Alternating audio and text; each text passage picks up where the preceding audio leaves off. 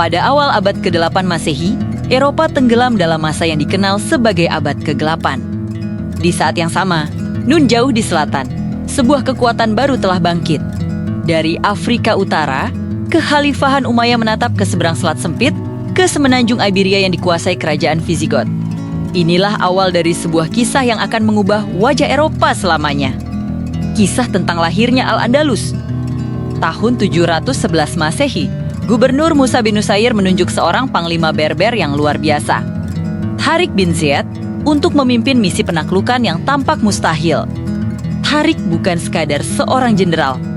Ia adalah ahli strategi, seorang visioner yang akan mengukir namanya dalam sejarah dengan tinta emas. Dengan pasukan yang relatif kecil, antara 7.000 hingga 12.000 prajurit, ia menyeberangi selat dan mendarat di sebuah tebing batu raksasa. Tempat itu yang kelak akan abadi dengan namanya Jabal Tariq atau Gunung Tariq, sekarang kita kenal sebagai Gibraltar. Pendaratan ini bukan sekadar manuver militer. Ini adalah deklarasi bahwa Islam telah tiba di ambang pintu Eropa. Disinilah Tariq bin Ziyad melakukan salah satu tindakan paling radikal dan legendaris dalam sejarah militer. Begitu seluruh pasukannya mendarat di tanah Spanyol, ia memberikan perintah yang mengejutkan semua orang, bakar semua kapal. Bayangkan ketegangan di antara para prajurit saat melihat satu-satunya jalan pulang mereka dilahap api. Di hadapan mereka, Tariq menyampaikan pidato yang menggetarkan jiwa. Ia berkata, "Di belakang kalian adalah laut, dan di depan kalian adalah musuh. Demi Allah, tidak ada bagi kalian kecuali kejujuran dan kesabaran." Dengan membakar kapal, Tariq menghapus total opsi untuk mundur. Tidak ada lagi jalan kembali. Pilihan yang tersisa hanyalah maju, meraih kemenangan, atau gugur sebagai syahid. Strategi tanpa jalan pulang ini menyuntikkan keberanian dan tekad yang luar biasa ke dalam hati setiap prajurit. Mereka tidak lagi berperang untuk menaklukkan. Mereka berperang untuk bertahan hidup, untuk sebuah tujuan yang lebih tinggi. Mentalitas inilah yang menjadi senjata rahasia mereka. Tak lama setelah pendaratan, ujian sesungguhnya datang. Pasukan Muslim yang jumlahnya terbatas harus berhadapan dengan kekuatan utama kerajaan Visigot yang dipimpin oleh Raja Roderick.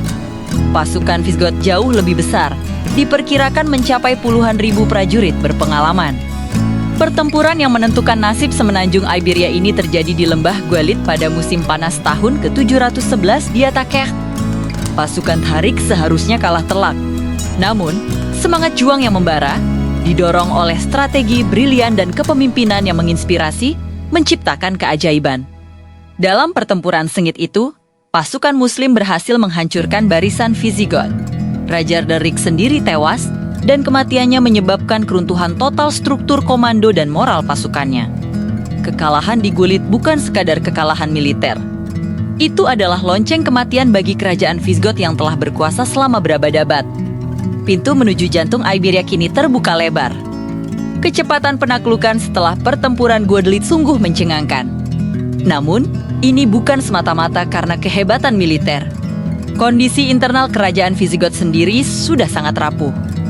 Selama bertahun-tahun rakyat jelata, terutama kaum petani, hidup menderita di bawah sistem feodal yang menindas dan pajak yang mencekik. Lebih dari itu, diskriminasi agama yang parah, khususnya terhadap komunitas Yahudi, telah menciptakan ketidakpuasan yang meluas. Banyak yang merasa tertindas di tanah air mereka sendiri. Ketika pasukan Tariq datang, mereka tidak selalu dipandang sebagai penjajah. Bagi banyak orang, mereka adalah pembebas.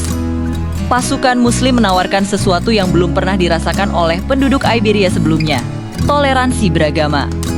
Non-Muslim, yang disebut dhimmi, diizinkan untuk tetap menjalankan keyakinan mereka dengan bebas, selama mereka membayar jizyah atau pajak perlindungan. Seringkali, pajak ini jauh lebih ringan dan lebih adil dibandingkan pungutan yang dibebankan oleh penguasa Visigot. Karena janji kebebasan dan keadilan ini, banyak kota besar seperti Cordoba dan Toledo memilih untuk membuka gerbang mereka dan menyerah tanpa perlawanan. Mereka menyambut perubahan dengan harapan baru. Dalam waktu kurang dari 1 dekade, hampir seluruh semenanjung Iberia berhasil dikuasai. Namun, penaklukan ini bukanlah akhir dari cerita, melainkan awal dari sebuah babak baru yang gemilang. Di atas reruntuhan kerajaan Visigot, lahirlah sebuah peradaban yang akan menjadi mercusuar ilmu pengetahuan dan budaya selama hampir 8 abad, Al-Andalus. Era baru ini melampaui sekadar pergantian kekuasaan militer. Ini adalah lahirnya sebuah pusat kosmopolitan yang akan menerangi Eropa. Saat sebagian besar benua Eropa masih terperosok dalam kemiskinan intelektual, kota-kota di Al-Andalus seperti Cordoba, Seville, dan Granada menjelma menjadi metropolis yang cemerlang. Jalan-jalan diterangi lampu, perpustakaan-perpustakaan besar didirikan, dan rumah sakit menyediakan perawatan medis yang canggih. Cordoba pada puncaknya menjadi salah satu kota terbesar dan paling maju di dunia. Para sarjana Muslim, Yahudi, dan Kristen bekerja berdampingan di pusat-pusat ilmu pengetahuan. Mereka tidak hanya melestarikan karya-karya klasik dari filsuf Yunani seperti Aristoteles dan Plato, tetapi juga mengembangkannya dengan penemuan baru dalam bidang matematika, astronomi, kedokteran, dan filsafat. Karya-karya ini diterjemahkan dari bahasa Yunani ke bahasa Arab, kemudian disebarluaskan ke seluruh dunia Islam yang terpenting melalui Al-Andalus. Pengetahuan ini kemudian diterjemahkan ke bahasa Latin dan kembali menyebar ke seluruh Eropa. Proses transfer pengetahuan inilah yang menjadi salah satu pemicu utama Renaissance Eropa beberapa abad kemudian. Tanpa Al-Andalus, mungkin dunia modern tidak akan terlihat seperti sekarang ini.